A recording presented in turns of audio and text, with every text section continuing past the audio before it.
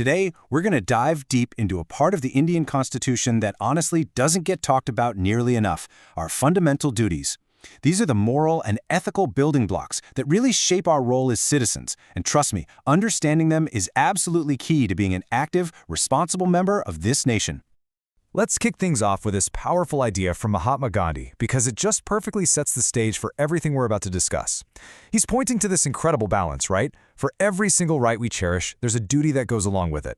This connection, this link, well, that's the real heart of being a good citizen. Okay, so we're all very familiar with our fundamental rights. I mean, they're the bedrock of our democracy, the very things that guarantee our freedoms. But here's the thing, they're only one side of the coin. The Constitution also lays out our responsibilities, the duties that actually bind us together as a people. And that really brings us to the big question for this entire explainer. We celebrate our right to equality, our freedom, our access to justice, and we absolutely should. But are we just as passionate, just as aware of our duties?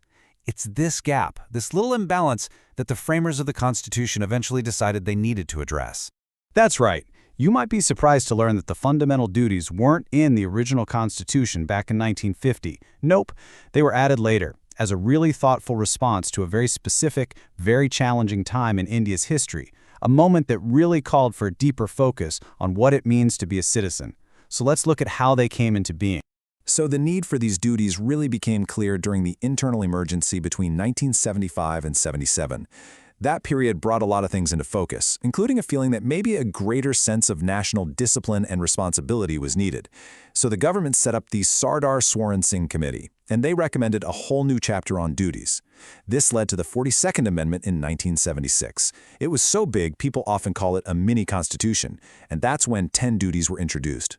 Then, much later in 2002, an 11th duty, all about education, was added. So, what exactly are these duties? What are we talking about here?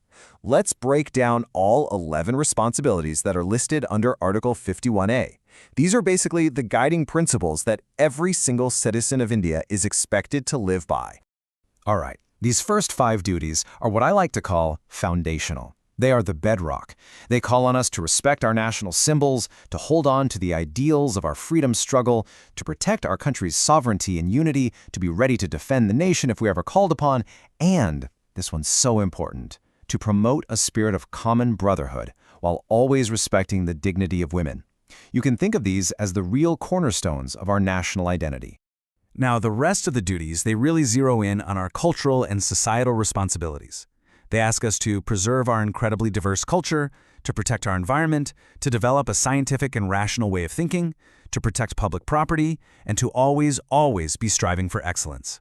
And then, of course, there's the 11th duty, the one added in 2002, which makes it a responsibility for parents to give their kids a chance at an education.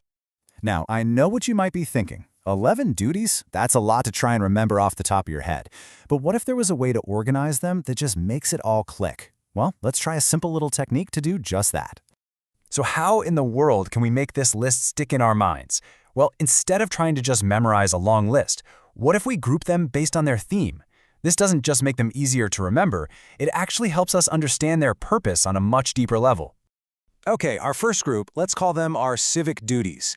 This little cluster is all about our relationship with the state itself. It's about respecting our national symbols, protecting the nation's integrity, defending it if we have to, and taking care of public assets. You know, everything from historic monuments and parks to the bus we take to work.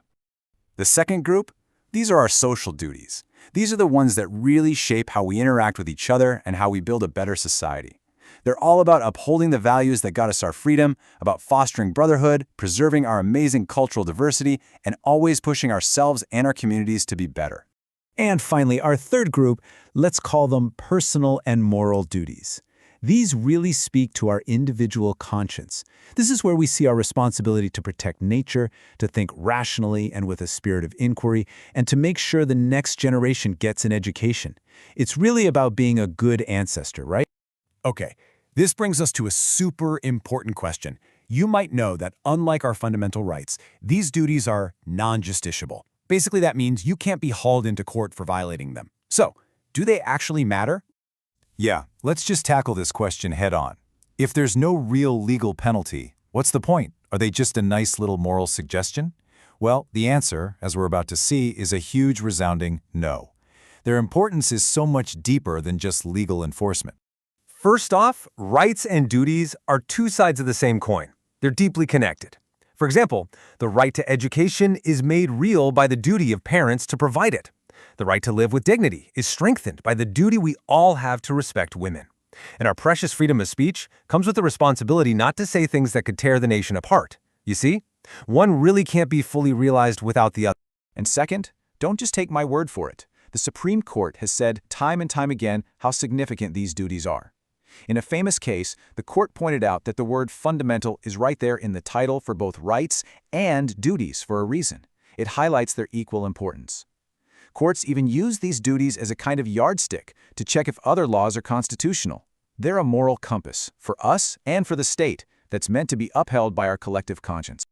So, to wrap it all up, think of it like this. While our rights give us the power to claim our freedoms, our duties are what give us our character as a nation. They define who we are, what we believe in, and what we stand for. They're a constant, powerful reminder that we're not just spectators here. We are active builders in the incredible project of our nation. Upholding these duties, well, that's a responsibility we all share. Thank you so much for joining me today. If you found this useful, please do hit that like button, share it with someone who might be interested, and subscribe for more explainers that matter. Let's get a real conversation started about our duties as citizens.